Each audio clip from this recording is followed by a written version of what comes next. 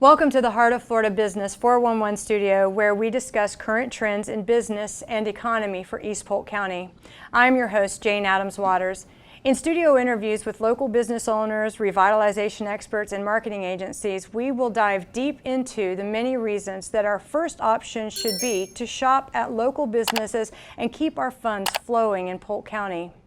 More than ever, it is easy to shop abroad, and in our tech-savvy and deliver-it-tomorrow community, it's wise to shop local. So what are the benefits of shopping local, and how can you see a return on investment for the money that you are spending? Well, the answer is simple. Shop local and support small and mid-sized businesses. So that's what we're going to be discussing in this interview. And today, joining us, we have Steve Revell. And you are with Davidsons of Dundee, That's sir? Right. Yes, I am. So now, you are the wholesale manager. Am I correct on that? You are correct. Okay. So I want to talk a little bit first about the history of Davidsons of Dundee, because they've been there for just a minute. They've watched as their community has grown all around them in various ways, everything from our orange groves becoming buildings to other aspects of the market turning, such as the internet being a great place to shop, right? That is correct. So you guys are experiencing some unusual growth right now, and that's what I want to talk about. I want to talk about what you're doing to keep your business current and your business product line growing. Okay, thank you. Glenn Davidson and his wife Lois relocated back home to Winter Haven in the early 1960s. They lived in St. Louis. He was the one that originated Sweethearts and Pixie Sticks and Jawbreakers. Knowing that he could develop the candy there, he decided to go back home where he grew up in Winter Haven. And so in 1967, he started a citrus candy factory on Highway 27. Now, what that means is that if one were to remember having Jell-O, if I can use that term, gelatin, in little cubes, wrapped in sugar, dipped in sugar, with a little bit more of a texture, that's exactly what Glenn started in 1967.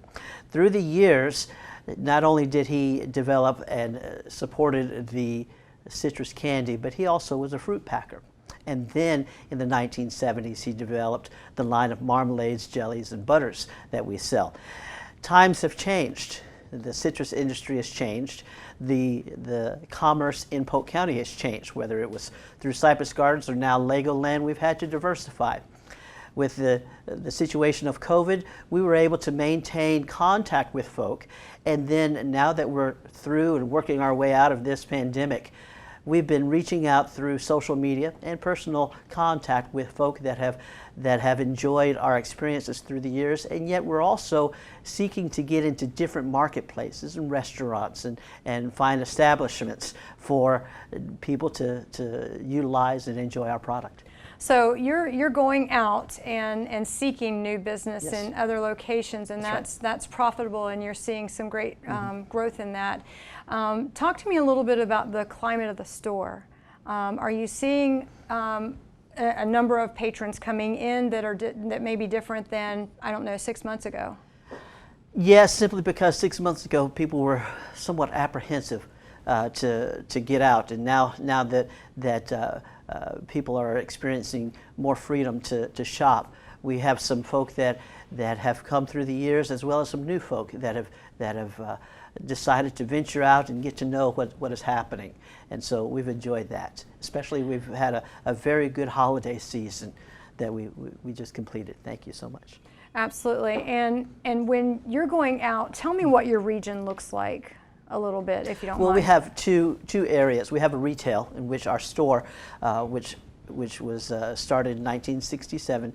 Our retail side is available, and then what I oversee is that of the wholesale department, in which we take our product to different retailers and fruit packers and across the state. And so really we have two areas, as well as our online product that we make available. So there's three areas that we service folk. What would you attribute the growth most to?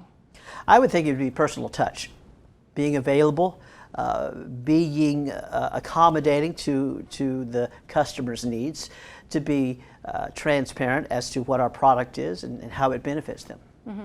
And, you know, with the history of Davidsons of Dundee and their mark in the citrus industry, you know, as a provider, not only of wholesale products, but having a storefront, do you see any changes in the future that we would be looking to see at Davidsons if we were to stop in on, say, a Saturday?